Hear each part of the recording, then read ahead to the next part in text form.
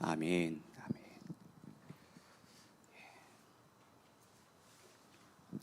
예, 오늘 하나님께서 우리에게 주신 말씀 우리 함께 보도록 하겠습니다. 오늘 말씀은 마가복음 2장 18절에서 22절의 말씀입니다. 마가복음 2장 18절에서 22절입니다.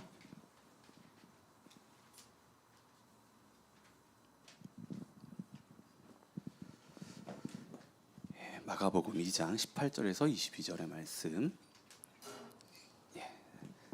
자, 그러면 우리 한 절씩 우리 번갈아가면서 읽도록 하겠습니다. 제가 먼저 18절 읽고요. 여러분들이 그 다음 절 읽고 우리 번갈아가면서 읽겠습니다.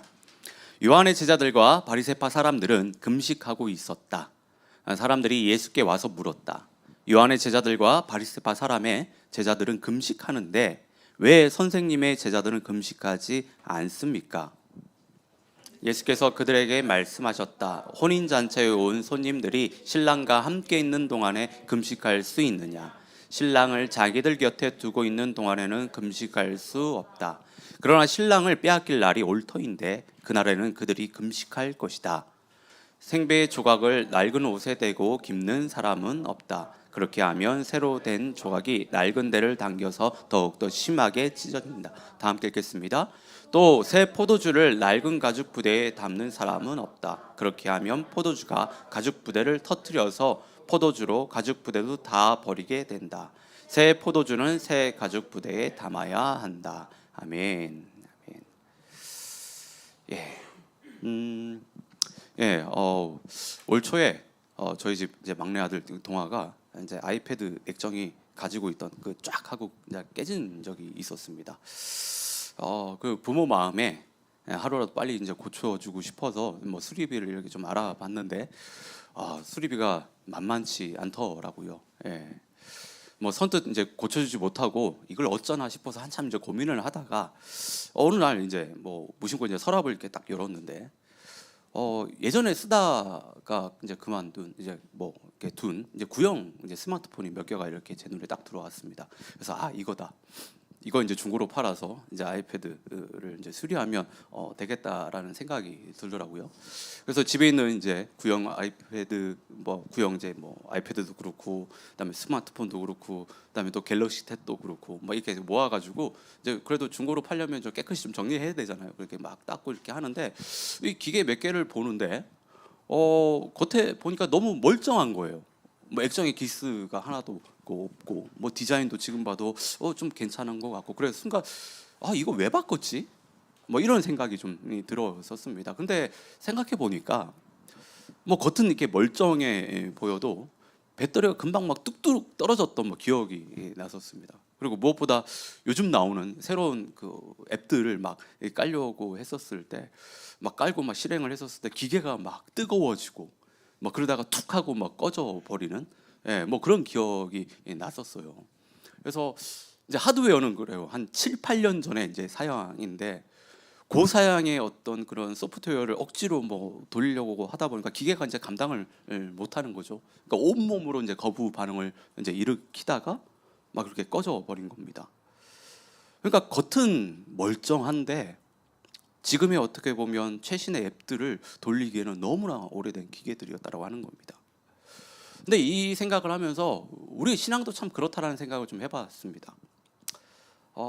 우리는 종종 뭐 신앙의 겉으로 보여지는 어떤 형식이나 모양을 뭐 잘 갖추면 내 신앙에 아무런 문제가 없다라고는 생각들을 좀 합니다.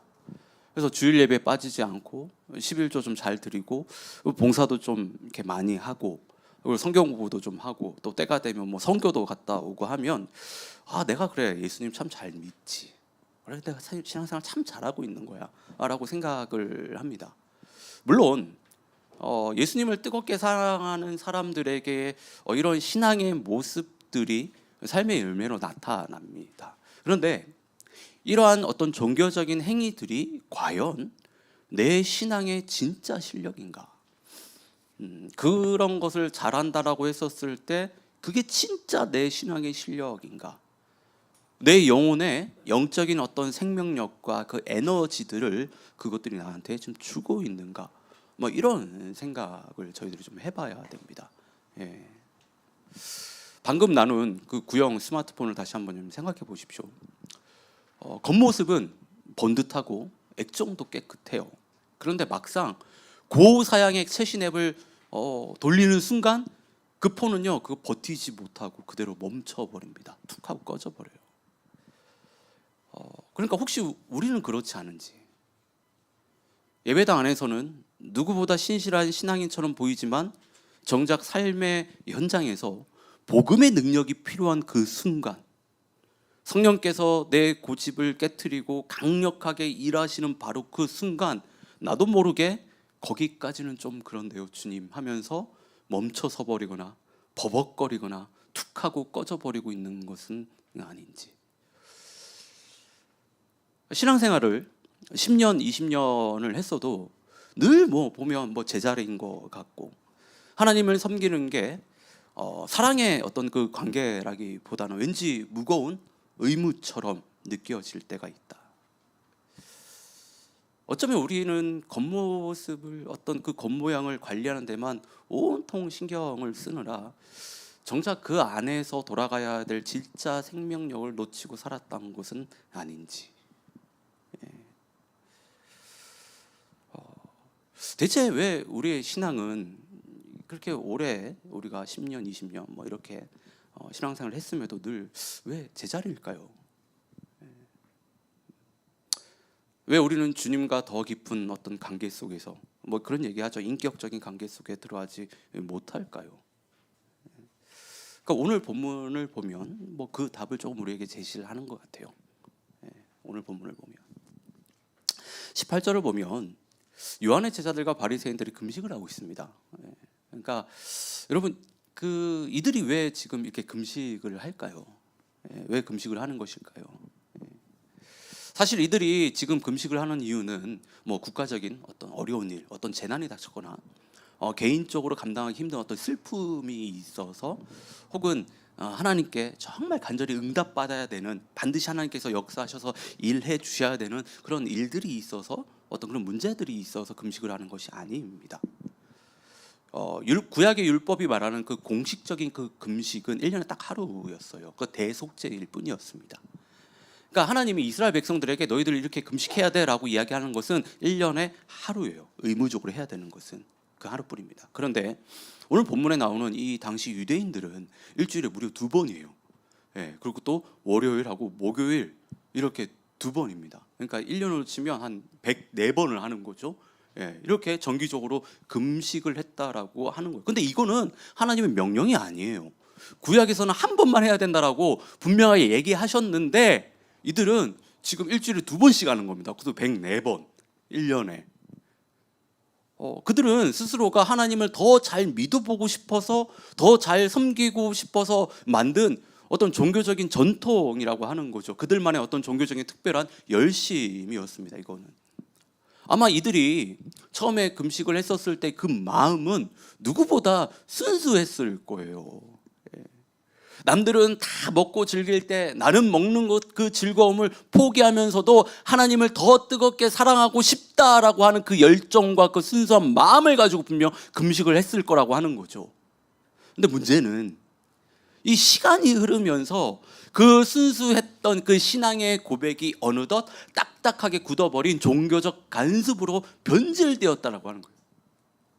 그리고 어느 순간부터 하나님을 향해 있던 그 시선이 슬며시 하나님이 아니라 옆 사람들에게 옮겨졌다라고 하는 겁니다. 그러면서 다른 사람들의 신앙을 평가하고 자신들은 그들보다 내가 좀 더 의롭다라고 착각하게 빠져버린 거예요. 그러던 중에 그들의 눈에 예수님과 예수님의 제자가 들어온 거예요. 다른 경건한 유대인들은 다 금식하며 지내고 있는데 예수님의 그 제자들은요, 잔치라도 열린데 기쁘게 먹고 마시고 있으니 유대인이 생각했을 때 저 모습은 너무 불경건해 보인 거예요. 그들은요, 그들의 모습을 보면서 제자들의 모습을 불편하고 분노가 느껴진 겁니다. 그리고 예수님께 나와서 요한의 제자들과 바리새파 사람들의 제자들은 금식하는데 왜 선생님의 제자들은 금식하지 않냐라고 따지는 거예요. 여러분, 이 질문의 의도는 뭘까요? 이 질문의 의도가 뭐라고 생각하세요? 겉보기에는 단순히 예수님의 제자들이 왜 금식하지 않는지 궁금해서 묻는 것처럼 보입니다. 그런데 이 질문의 의도를 들여다보면 그 안에는 종교적 그 우월감과 자기의가 깔려 있는 거예요. 자신들은 금식을 하면서까지 하나님을 신실하게, 그것도 거룩하게 섬긴다라고 하는 거예요. 그러면서 당신과 당신의 제자들은 왜 자신들이 정해놓은 그 거룩한 그 기준을 따르지 않느냐고 그들의 신앙을 좀 평가하는 겁니다. 정죄하고 있는 거예요. 그 질문은 정죄하고 있는 거예요. 그런데 여러분, 이것이 2000년 전 유대인들만의 어떤 이야기일까요? 안타깝게도 오늘날 교회들 안에서 이런 일들이 너무 많이 일어나고 있습니다. 너무 많이 일어나고 있어요. 예. 제가 중학생 때만 해도요, 교회 안에서 지금 저 이렇게 전자드럼, 예, 전기 기타, 예, 이 사용하는 거 상상도 못했습니다. 상상도 못했어요. 소위 교회에서 좀 거룩하다라고 하는 분들, 그리고 신앙생활 좀 오래 하시면서 교회 안에서 좀 주름 좀 잡는 분들, 막 그런 분들이 사단의 악기라고 있어요. 사탄의 악기라고. 예. 그리고 그런 악기로 하나님을 찬양하는 것은 하나님께 영광을 돌리는 것이 아니라 하나님의 영광을 오히려 땅에 떨어뜨리는 일을 하고 있습니다. 그리고 그 악기를 다루는 사람들을요, 문제 있는 사람이라고, 거룩하지 못한 사람들이라고 얼마나 많이 판단하고 정죄했는지 몰라요. 제가 전도사로 처음 사역을 했을 때도 이런 비슷한 일이 너무 많았어요. 제가 전도사 처음 사역했을 때가 2010년도거든요. 2010년. 예, 그렇게 뭐 오래됐다면 오래될 수도 있고 뭐 그렇지 않을 수도 있는데, 그러니까 교회에서 교인들의 교제를 위해서 교회가 교회 안에 이게 자판기를 설치하고 그 수익으로 이제 선교를 이제 쓰겠다, 뭐 선교하는 데 쓰겠다 그렇게 했는데 몇몇 장로님들이 강하게 반대하신 거예요. 거룩한 주일인데 어떻게 돈을 쓸 수 있냐며 안 된다라고 하는, 그게 그 이유였습니다. 네. 결국 주일에 자판기를 사용하지 못하게 막아버렸어요. 그러자 성도들이 점심 먹고 어떻게 해요? 제가 전도사 때 다녔던 그 교회가 아주 번화한 지역이었어요. 자연스럽게 사람들 이제 점심 식사 같이 교회에서 하고 자연스럽게 이제 주변에 교회 근처에 있는 카페로 이제 차 마시러 이제 간 겁니다. 교제하러. 근데 그 모습을 보고 또 장로님들이 교회가 세속화됐느니 성도들이 이 주일을 거룩하게 지키지 못한다라고 하면서 뭐 얼마나 문제가 있냐고 이거를 얼마나 강하게 비판하는지 모릅니다. 그 성도들한테 무슨 큰 문제가 있냐고 계속 정죄를, 뭐 이런 이야기 너무나도 많아요. 이분은 너무나 많습니다. 여러분들이 이런 이야기 들으면 참 답답하시죠? 깝깝하시죠? 예. 또 그건 뭐 옛날이니까 그랬겠지, 요즘 세상에 누가 그래라고 이게 뭐 남일처럼 뭐 느껴지실 겁니다. 그런데 안타까운 사실은 이런 일들이 지금도 일어나고 있습니다. 그 모양과 형태, 어떤 형식은 달라졌을지는 모르지만 지금도 일어나고 있고요, 잘 들여다보면 우리 안에도 그런 일들이 일어나고 있다라고 하는 거예요. 우리가 하나님을 더 잘 믿어보려고 나름대로 규칙이라든지 뭐 틀을 정하는 것,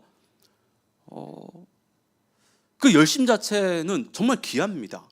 근데 진짜 문제는 그 규칙을 좀 지킨다라고 해서 스스로 온전하다라고, 내가 의롭다라고 착각하는 데 있어. 착각하는데 사실 그 규칙들이 나를 더 의롭게 만들어주는 게 아닌데도 어느샌가 나는 그것을 진짜 신앙의 절대적인 기준으로 삼아버립니다. 그러다 보니 내가 정해놓은 그 기준에서 내 삶이 조금이라도 벗어나면 마치 큰일이 난 것처럼 불안해하고 예민을 떨어요.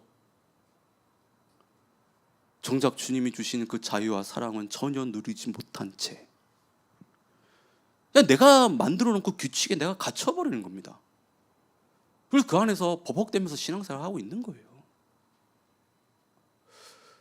여러분, 신앙의 틀 자체는 나쁜 게 아니에요. 어떻게 보면 그 거룩함을 지키기 위한 최소한의 울타리는 분명 우리에게 필요합니다. 필요해요. 그런데 그런 형식을 갖췄다라고 해서 내가 다른 사람들보다 더 낫다라고 생각하는 순간 그 형식은 생명을 담는 그 그릇이 아니라 나를 옥죄고 다른 사람을 공격하는 무기가 되고 맙니다. 형식 다 좋아요. 규칙 다 좋습니다. 그런데 그것이 우리 신앙의 전부는 아니에요. 내가 정해놓은 그 틀이 오히려 하나님을 더 깊이 만나는 것을 가로막는 장애물이 될 수 있다라고 하는 그 사실을 우리는 좀 기억할 필요가 있습니다.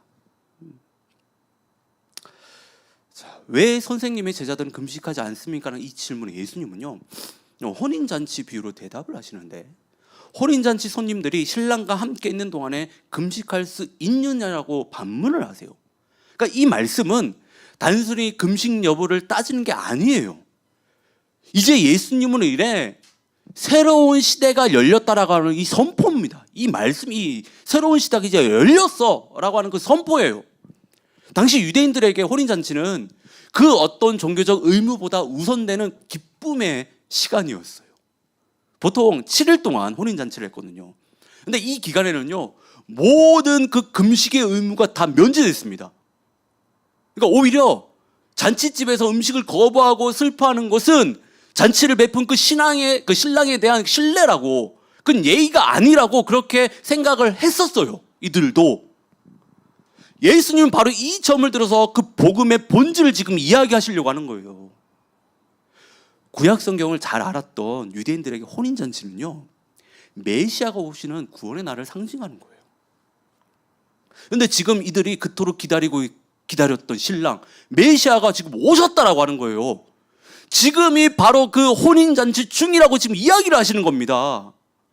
신랑 대신 메시아가 왔는데 여전히 구석에서 밥을 굶으며 슬퍼하고 있는 그것은 신랑의 마음을 전혀 모른 채 자기들의 종교적 그 어떤 그 틀에 갇혀버리는 그 잘못된 열심이라고 지금 이야기를 하시는 거예요. 여러분, 오늘 본문에서 말하는 이 신랑이 누굽니까? 예수님이에요. 예수님. 그동안 수많은 사람들이 이 메시아를 한번 만나보겠다라고 어떻게 하면 빨리 그 메시아가 올 수 있을까, 그 고민 가운데 금식하면서 기다려왔어요. 근데 그 주님이 왔다라고 하는 거예요. 그 주님이 지금 바로 옆에 있다라고 하는 겁니다. 잔치의 주인공이 이미 오셨는데 그분을 모셔오겠다고 여전히 문 밖에서 밥 굶으며 고생할 필요가 있을까요? 없는 거예요. 이제는 그분을 만나기 위해 애쓰는 어떤 그런 금식이 아니라 내 곁에 오신 신랑 되신 예수님과 함께 그 구원의 그 잔치를 마음껏 누려야 돼요.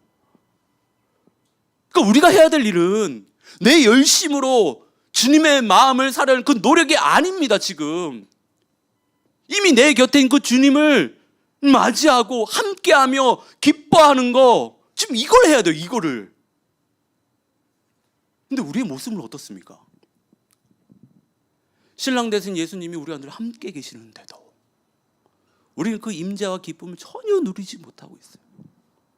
구원의 감격은 어느덧 메마를 버린 채 신앙의 틀과 형식에만 매여서요, 신앙생활을 하면서 억지로 힘든 일처럼 의무로 그렇게 지금 신앙생활을 하고 있다라고 하는 거예요. 여러분, 하나님이 보실 때 진짜 신앙생활은요, 내가 겉으로 무엇을 했느냐보다 신랑 되신 예수님과 어떤 사이냐에 모든 것이 달려 있어요. 우리 신앙의 핵심은 내가 종교적인 일을 얼마나 많이 했느냐가 아닙니다. 지금 내가 예수님과 얼마나 치밀하게 동행하고 있는가, 그 동행하면서 그 주님께서 주시는 그 기쁨들, 그것을 내가 얼마나 누리고 있느냐. 이 말씀을 들으면서 아마 이런 의문이 드는 지체들이 있을 겁니다. 목사님, 알겠습니다. 그런데 어떻게 해야 그 신랑 되신 예수님과 그 구원의 잔치를 제대로 제가 좀 맛볼 수 있을까요? 예수님과 치밀하게 동행한다는 게 과연 그게 뭘까요? 뭐 이런 의문들, 여러분 좀 잘 들으셔야 돼요. 첫째는 우리의 시선이 나에게서 떠나 예수님께 고정되는 거예요. 유대인들의 금식을 보십시오. 그들의 시선은 하나님이 아니라 늘 자기 자신들의 그 경건함이 있었어요. 그걸 확인하는 데 있었습니다. 근데 진짜 사랑하는 이 사이는요, 내가 상대방을 위해 무엇을 잘 하느냐보다 상대방이 무엇을 기뻐하는지 온 신경을 썼습니다. 그러니까 내 만족을 위해서 신앙생활하는 게 아니에요. 신랑 대신 그 예수님한테 어떻게 하면 내 시선을 맞추고 그분의 즐거움을 내가 누리게 될까? 어떤 이런 관계에서 시작된다고 하는 거예요. 관계. 둘째는 억지로 하는 의무가 아니라 사랑에서 나오는 자발성입니다. 자발성. 신랑과 신부의 사랑은요, 규칙으로 움직이지 않아요. 사랑하기 때문에 그분이 기뻐하는 일을 나도 하고 싶어지는 거예요. 이게 진짜 신앙입니다. 사랑하기 때문에 내가 하는 거예요. 예. 주인의 그 명령만 겨우 수행하는 종이 아니라 신랑의 마음을 알아서 그 기쁨의 잔치에 기꺼이 주인공으로 참여하는 신부가 되어야 된다고 하는 거예요. 물론 신앙생활에서 신앙의 행위가 진짜 중요합니다. 그거 무시할 수 없어요. 너무 중요해요. 그런데 그 행위라고 하는 것이 어디에서부터 시작되었는지, 그리고 왜 하는지가 훨씬 더 중요해요. 그리고요, 완벽하지 않아도 됩니다. 완벽하게 하지 않아도 돼요.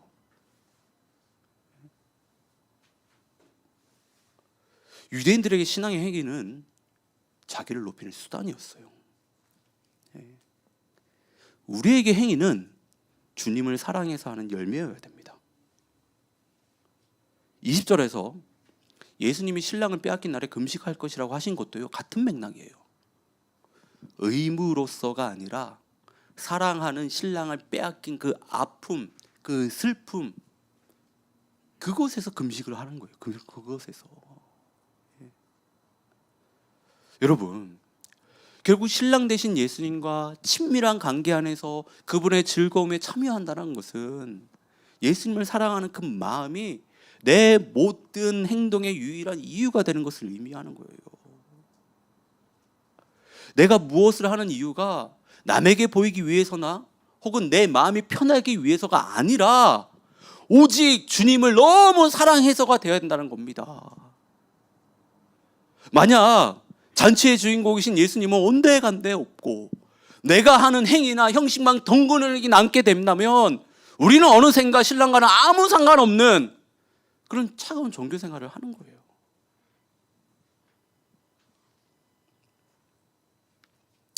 여러분, 우리가 차가운 종교 생활을 하는 종교인의 모습에서요, 벗어나서 신랑 되신 예수님과 정말 친밀한 관계를 맺는 진짜 신앙인들이 되어야 돼요. 진짜 신앙인이 되기 위해서는 내가 무엇을 해야만 한다는 그 부담을 좀 잠시 내려놔야 됩니다. 대신에 신랑 되신 예수님에 대해서 더 집중하고 그분을 알아가는데 우리 마음을 다 써야 된다고 하는 거예요. 예수님과 우리와의 그 관계가 친밀해질 때, 정말 인격적인 그 관계로 나아갈 때 우리 신앙의 그 모습은 완전히 달라집니다. 그리고 우리의 신앙의 그 행위가 어떤 억지로 어떤 그런 책임, 어떤 의무가 아니라 기쁨과 감사로 그것들을 우리가 할 수 있다라고 하는 거예요. 자, 이제 예수님은 이 신랑과 함께하는 기쁨을 우리 삶에서 그것을 담아내기 위해서 두 가지 비유를 드세요. 바로 생배의 조각과 새 포도주 비유입니다. 이 비유들의 원리는 이래요. 그러니까 낡은 옷이 해졌을 때 아직 한 번도 빨지 않은 어떤 새 천 그 조각을 갖다 붙이면 안 된다라고 하는 겁니다. 그러니까 왜 그럴까요? 나중에 이제 세탁을 하면 여러분 뭐 이렇게 조금 싸구려 티 같은 거는 한번 빨면 어떻게 되죠? 쫙 이렇게 수축해 버리잖아요. 그러니까 그렇게 오그라들면서 이미 좀 낡은 부분들, 뭐 이렇게 덧댄 그 삭은 그 부분들의 그거를 다 잡아당깁니다. 그러면서 이게 다 크게 더 찢어져 버려요. 예전에는 이제 그랬다라고 하는 거죠. 그래서 옷을 고치려고 해가지고 새로운 천을 댔다가 옷을 한번 빨고 나면 이게 다 뜯어져 버리고 그래서 옷을 못 쓰게 되는 거죠. 뭐 새 포도주 비유도 마찬가지입니다. 뭐 가짜낸 새 포도주는요 발효되면서 엄청난 가스를 뿜어내거든요. 그리고 부풀어 오릅니다.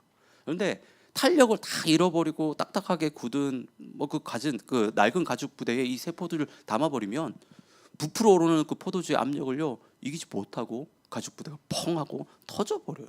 그렇게 되면 어떻게 되죠? 포도주도 쏟고 부대도 쓰지 못하게 된다라고 하는 거죠. 예수님이 왜 이 비유를 드셨을까요? 그러니까 예수님이라고 하는 이 새 포도주가 가진 그 엄청난 그 생명력과 기쁨은 유대인들이 만들어 놓은 그 낡고 딱딱한 종교적인 그 틀에 결코 담아낼 수 없다라고 하는 거예요.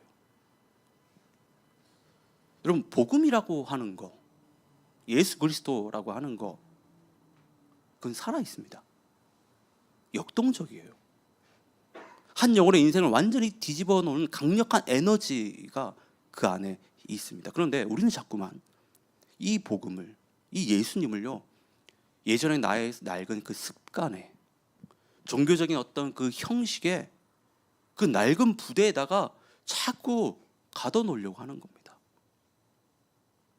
우리가 반드시 기억해야 될 사실이 있는데, 신앙은 예전에 내 삶에서 예수님이라고 하는 그 조각 하나를 덧붙이는 수선이 아니에요. 여러분, 이거 하나 덧붙인다고 우리의 삶 바뀌지 않습니다. 예. 내 삶의 부대 자체가 통째로 바뀌어야 되는 거예요. 통째로 바뀌어야 되는 거예요. 통째로. 이것은 우리 인생의 운영체제를 완전히 바꾸는 것과 똑같습니다. 우리는 자꾸 내 인생의 낡은 그 OS는 그대로 둔 채 그 위에다가 자꾸 예수라고 하는 그 이름만 계속해서 그 M만 계속 깔고 있는 거예요. 내 고집은 그대로 있고 내 가치관은 그대로 있고 내 종교적인 틀은 그대로 있는데 그것을 하나도 바꾸지 않으면서 그냥 예수만 덧대면 된다라고 생각하고 있어요. 그러면서 그런 생각하죠. 왜 나는 안 바뀔까? 왜 나는 여전히 그대로일까? 왜 나는 여전히 똑같은 문제로 이렇게 고민하고 있을까? OS가 그대로니까. 운영체계가 그대로니까. 새로운 앱이 와도 그걸 버텨내지 못하는 거예요. 새로운 앱이 왔었을 때 오히려 당황합니다. 방황합니다. 황당해요. 이게 지금 맞나? 하나님의 뜻인가? 하나님 나를 지금 이끌고 있는가? 그러니까 인생에 답이 없는 거예요. 신앙생활은 신앙생활대로 열심히 하는데 답이 없는 거예요. 완전히 뒤바꿔야 돼요. 완전히 뒤바꿔야 됩니다. 예. 최근에 제가 좀 이렇게 뭐라고 할까요? 참 고민을 참 많이 들어줬던 그런 친구가 한 명 있습니다. 그 친구가 그런 얘기. 그 얘기를 들으면서 늘 돌아간대. 늘 돌아간대. 새로운 것에 대해서 이야기를 해줬는데도 해보려고 해도 안 되고 돌아가. 해줬는데도 안 되고 돌아가. 이거 바꾸지 않는 이상은요, 아무리 새로운 거 와도요, 그거 못 받아내요. 이거 바꿀 생각을 안 해요. 이걸 바꿔야 인생이 풀리는데, 이거 바꿔야 답이 나오는데, 근데 못 돌아가게 돼. 왜? 용기가 없대. 그렇게 하면 틀릴 것 같아서. 왜냐면 지금까지 살아온 걸 부정해야 될 수도 있어서. 지금까지 그게 맞다라고 살아왔는데. 근데 지금 뭘 넣어도 이게 답이 안 나오는 거예요. 그럼 어떻게 해야 돼요? 바꿔야 돼. 근데 지금 우리가 그렇게 신앙생활을 하고 있다라고 하는 거예요. 어떻게 보면. 예. 완전히 교체해야 됩니다. 그냥 뭐 덧댄다고 답 없어요. 덧댄다고 해결되지 않습니다. 뜯어 고쳐야 돼요. 자, 그렇다면 우리가 준비해야 될 그 새 부대, 새로운 운영체계는 구체적으로 어떤 모습일까요? 첫째는 좀 유연성이 있어야 돼요. 영적인 유연성. 여러분, 새 부대가 어떨까요? 여러분 뭐 이런 부대를 좀 만들어 보셨는지 모르겠는데 말랑말랑합니다. 말랑말랑해요. 예. 그러니까 포도주가 숙성되며 가스를 뿜어내며 그 압력에 맞춰서 부드럽게 늘어납니다. 그러니까 내 방식만 정답이야. 내가 해봐서 다 아는데, 여러분 그런 생각들 다 뜯어고쳐야 돼요. 그거 내려놔야 됩니다. 그런 낡은 생각들 다 찢어버려야 돼요. 내 계획이 좀 틀어지더라도 예수님이 내 인생에 새로운 일을 행하신다라고 한다면 그것을 기꺼이 받아낼 수 있는 그 부드러운 그 영적인 그 유연성, 그 믿음이 나에게 있어야 돼요. 둘째는 형식보다 본질에 집중해야 돼요. 본질입니다. 여러분 낡은 부대는요, 자꾸 어떻게 해야 되는지에 집착하게 만들어요. 어떻게 해야 되는지. 금식은 이렇게 해야 돼. 봉사는 저렇게 해야 돼. 막 이런 껍데기들만 붙들게 합니다. 그거 붙들고 싸우고 있는 거예요. 그것 좀 하면 위안 받아요. 내가 신앙생활 잘하고 있다라고. 아니에요. 아닙니다. 세부대는요, 그런 거 신경 쓰지 않습니다. 그 안에 담겨 있는 그 본질에 더 집중한다고 하는 거예요. 규칙을 지키느냐 못 지키느냐 이거 중요한 게 아니에요. 그거 따지기 전에 지금 내 안에 예수님이 계시는가, 내가 지금 예수님을 붙들고 있는가, 지금 예수님이 내 삶에 함께하고 있는가, 지금 이걸 물어야 돼. 이거를. 여러분 결국은 그렇습니다. 아무리 성능 좋은 뭐 운영 체계가 있더라도 결국은 그런 것 같아요. 업데이트 해야 되거든요. 업데이트 하지 않으면 내 삶에는 아무런 변화가 일어나지 않아요. 결국 내가 그걸 받아들여야 돼요. 예. 아무리 새 부대가 중요하다고 제가 지금 이렇게 막 얘기를 해도, 막 이렇게 열변을 토해도, 여러분들이 낡은 뭐 어떤 종교적 틀, 형식 뭐 그 계속 붙들고 있으면 죄송하지만 지금처럼 똑같이 신앙생활 하는 거예요. 지금처럼. 예. 업데이트를 해야 돼요. 여러분들이 결단하시고 여러분들이 업데이트 해야 됩니다. 여러분 근데 참 웃긴 거는 업데이트하면 바로 될까요? 컴퓨터 업데이트 해보신 분들 아시죠? 또 스마트폰 업데이트하는 분들 아시죠? 뭐가 뜨죠? 눌렀을 때? 예? 로딩하는 시간이 걸려요. 근데 우리는 그 시간 못 버티거든요. 기다려야 됩니다. 기다려야 돼요. 근데 우리는 그 시간에 마치 그런 시간이 나한테 찾아오면 문제가 있다고 생각해. 그리고 또 어떻게 하죠? 그러면 또 예전처럼 돌아가. 문제가 있다 생각하고. 버티셔야 돼요. 업데이트 번호를 눌렀으면 아이폰 뜨잖아요. 몇 시간. 아니면 용량 얼마큼 필요하고 뭐 하다라고 하는 거. 깝깝하더라도 그게 돌아가려면 기다려야 돼요. 근데 우리는 그 시간 못 버티고 다시 예전으로 간다라고 하는 거예요. 이제 좀 말씀을 맺겠는데, 저는 그래요. 오늘 말씀을 준비하면서 지금 저도 이 지금 원고대로 좀 오늘 설교를 뒤에는 지금 안 하고 있는데, 그래요. 이 설교를 오늘 준비하면서 참 여러 가지 생각이 들더라고요. 그리고 참 우리 교회 지체들 가운데 어떻게 보면 지금 하나님께서 새 판을 좀 짜라고 좀 이야기하시는 분들이 참 많다라는 생각을 좀 들게 됐고, 지금 어떤 친구들한테는 지금 로딩하는 말 그대로 업데이트하고 있는 그 시간이라는 생각을 참 많이 하게 됐습니다. 예. 여러분 그 시간이 어렵습니다. 그 쉬운 거는 아니에요. 하지만 그 시간 버텨내셔야 돼요.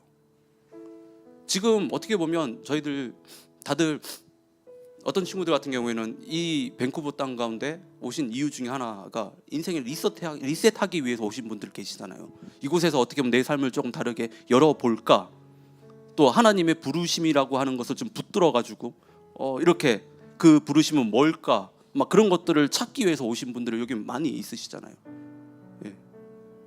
그렇잖아요. 근데 가만 보면요, 여러분들은 한국에 있는 거 생각이랑 똑같이 생각하고 있습니다. 그러면 변화 없어요. 그러면 아무도 안 바뀝니다. 그저 여기 있는 시간이 다 지루하고 힘들고 어려울 뿐이고 다 그 모든 것들이 고통처럼 느껴질 거예요. 하나님은 여러분 가운데, 저는 그렇게 생각합니다, 기회를 주신 거예요. 네 인생에 리셋을 누르고 싶냐? 그러면 떠나라. 그리고 여러분 여기 오신 거예요. 여기서 새로운 시스템으로 너를 업데이트하라고. 여러분 버티셔야 돼요. 그 시간을 버티셔야 됩니다. 그리고 지금까지 해왔던 내 삶의 방식 다 버리셔야 돼요. 그래야지만이 지금과 다른 신앙생활을 여러분 하실 수 있고, 그래야지만이 진짜 인격적으로 예수님을 만나서 그 예수님과 함께하는 그 즐거움들을 여러분들이 누리실 수 있습니다. 저는 이 시간들이 여러분들의 하나님께 여러분들에게 주신 거라고 저는 생각합니다. 버티셔야 돼요. 이 시간을 이겨내셔야 됩니다. 지금 하나님께서 우리에게 요구하고 계신 거예요. 네 인생의 OS를 지금 바꾸라고. 네 삶의 운영체제를 뒤집으라고. 저는 정말 그 어떤 그 일들이 여러분 가운데 정말 일어나기를 진심으로 바랍니다. 그래서 여러분들이 그렇게 소원하는 내 인생에 진짜 좀 달라진 내 인생, 여러분 그렇게 기대하고 있잖아요. 여러분들이 소원하는 그 기도의 그 제목들, 그 삶들을 하나님께서 정말 주실 거라 저는 믿고, 저도 그걸 좀 보고 싶습니다. 이곳에 와서 정말 내 인생이 바뀌었다. 저도 좀 그런 게 욕심이 있어요. 여러분들의 인생이 그렇게 좀 바뀌기를. 그런데 안타까운 거는 늘 똑같아. 늘 제자리야. 한국에서 고민하는 거 여기 와서도 좀 똑같이 하고 있어. 그거 하지 말라고 하나님 여기 보냈는데 그거 그대로 하고 있어. 하나님이 그거 하지 말라고 1년이라는 시간을 줬고, 그거 하지 말라고 전혀 새로운 사람들하고 함께 신앙생활 하라고 지금 보내주셨는데 여전히 그들을 가고 있어. 그렇게 되면요, 이 1년이라는 시간, 2년이라는 시간은요 잃어버린 시간이 될 겁니다. 여러분들의 인생에서 의미 없는 시간이 될 거예요. 저는 그렇게 원치 않습니다. 이 1년이 어느 순간보다 정말 귀중한 시간이 되기를 저는 진짜 바라고요. 그걸 위해서 저도 지금 계속해서 기도하고 있습니다.